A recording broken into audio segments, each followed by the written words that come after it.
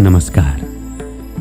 श्रीमद् भगवद गीता महर्षि वेद व्यास जी द्वारा रचित।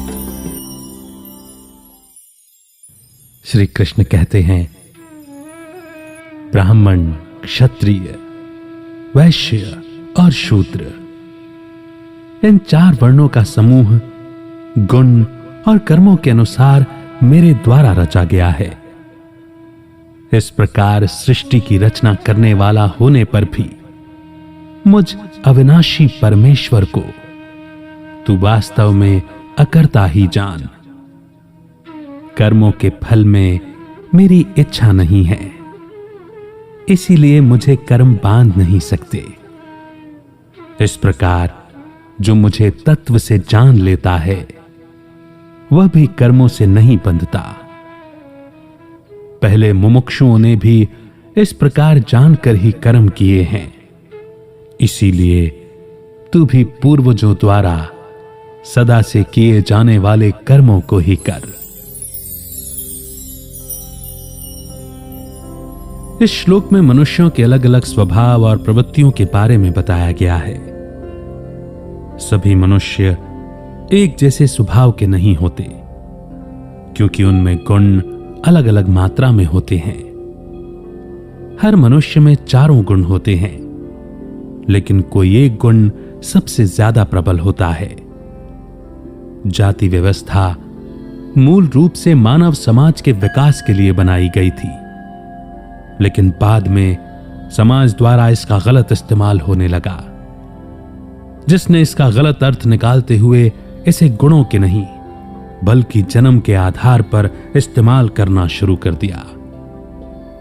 स्वभाव और गुणों के आधार पर पूरी मानव जाति को 4 जातियों या वर्णों में बांटा गया, जैसे कि पेशेवर लोग, व्यापारी, किसान और मजदूर।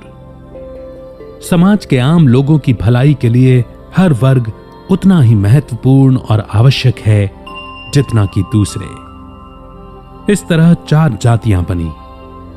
ब्राह्मण, जहां सत्व गुण, पवित्रता, अच्छाई आदि विचारों और कर्म में प्रधान होते हैं। इन लोगों में कुछ न कुछ जानने की इच्छा होती है, इन्हें ज्ञान पाने की इच्छा होती है।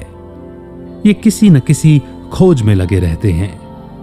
दूसरा, क्षत्रिय, जहां रजस गुण, साहस, वीरता आदि विचारों और कर्मों में प्रबल होते हैं।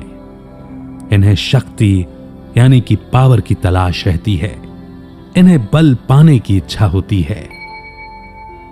वैश्य, जहां रजस और तमस गुण ज्यादा प्रभाव डालते हैं, इन्हें धन पाने की इच्छा होती है। शूद्र, जहां तमस गुण अकेले प्रधान होता है। माया के दृष्टिकोण से केवल भगवान ही 4 जातियों के निर्माता हैं। माया ही वो कारण है जिसकी वजह से दुनिया में हर चीज होती है, लेकिन क्योंकि माया का भगवान से अलग होकर कोई अस्तित्व नहीं है, इसीलिए भगवान को निर्माता यानी कि क्रिएटर कहा जाता है। कर्म भगवान को बांध नहीं सकते, क्योंकि भगवान पूरी तरह से अंधकार से मुक्त होते हैं। इसके अलावा उनमें फल पाने की कोई चाह नहीं होती।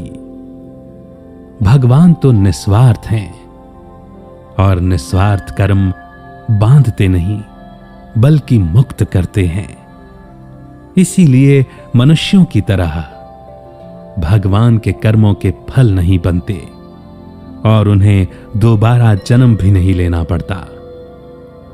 जो कोई भी अपने उस आत्म तत्व को परम तत्व यानी भगवान के रूप से जान जाता है, वो कर्म और उसके फल के प्रति लगाव से मुक्त हो जाता है।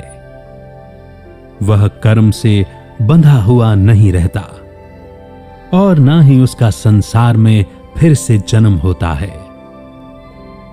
तनाव और इच्छा उस मन में आते हैं जहां अहंकार भरा होता है। जो मन और बुद्धि के माध्यम से कर्म करता है, लेकिन जिसने अपनी पहचान और अहंकार को त्याग दिया और खुद को आत्मा के रूप में पहचान लिया, उस पर बाहरी दुनिया में किए गए कर्म का कोई असर नहीं होता। इसीलिए अर्जुन को अपना कर्तव्य करने के लिए कहा गया, जैसे उनके पूर्वजों राजा जनक और अन्य लोगों ने किया था।